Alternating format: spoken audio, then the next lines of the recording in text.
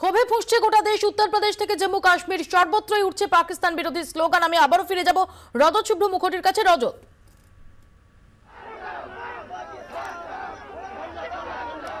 রজতের সঙ্গে আমাদের যোগাযোগ বিচ্ছিন্ন হয়ে গেছে। আমরা আবারও রজতের কাছে যাব। তার আগে আপনারা দেখতে পাচ্ছেন গোটা দেশ জুড়ে কিভাবে ক্ষোভে ফুঁসছেন সাধারণ মানুষ। নিহতদের পরিবার তারা ইতিমধ্যেই দাবি তুলেছেন যে খুনের বদলে খুন চাই। যেভাবে মুন্ডচ্ছেদ করা হয়েছে তাদের প্রিয়জনদের, একটা মুন্ডচ্ছেদের বদলা হতে পারে 50টা মুন্ডচ্ছেদ।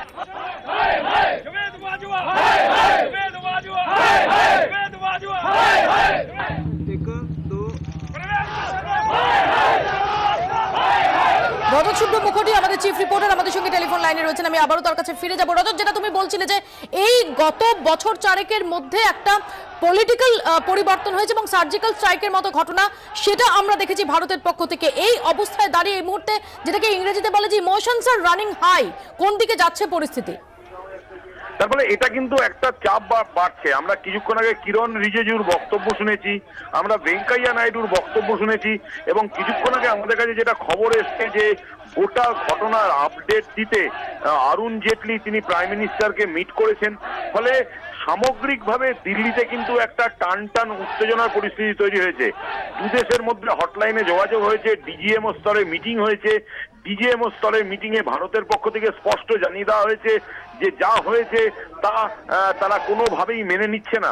কিন্তু যেটা আমি বললাম যে একবার যদি কোনো দেশ দু দেশের সম্পর্কের ক্ষেত্রে এখন এই জায়গায় দাঁড়িয়েছে যে দু দেশের সাধারণ মানুষের মধ্যে কিন্তু একটা তিক্ততা চলে এসছে। বিজেপি সরকার ক্ষমতায় আসার পর জাতীয়তাবোধ বা জাতীয়তাবাদ গোটা দেশে একটা বড় এজেন্ডায় পরিণত হয়েছে, এবং সার্জিক্যাল স্ট্রাইক কিন্তু তার বাই প্রোডাক্ট। এবং তার পরবর্তী গোটা দেশের মধ্যে এখন যেই পরিস্থিতিটা চলছে সেটা যে বদলা চাই, এই বদলার দাবিতে কিন্তু গোটা দেশ ফুসছে।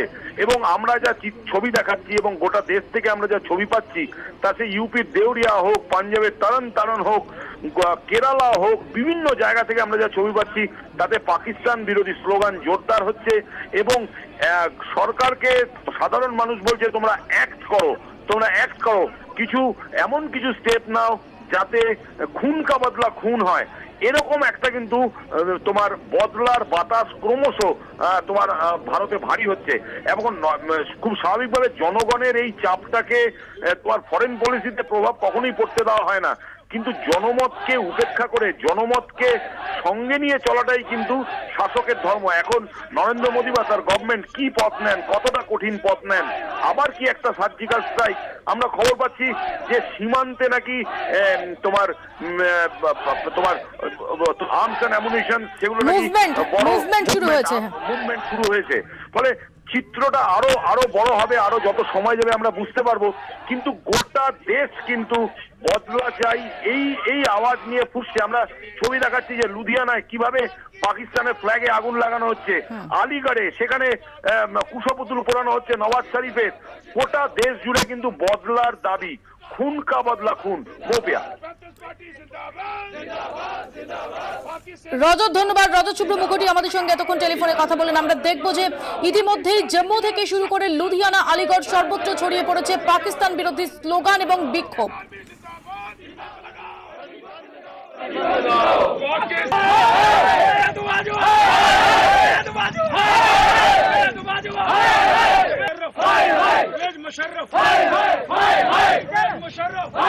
अरे माननीय मोदी जी, सर्जिकल स्ट्राइक से कुछ होने वाला नहीं है।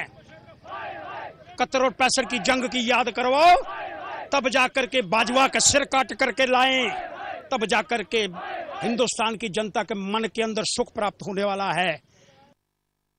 Needs universal condemnation.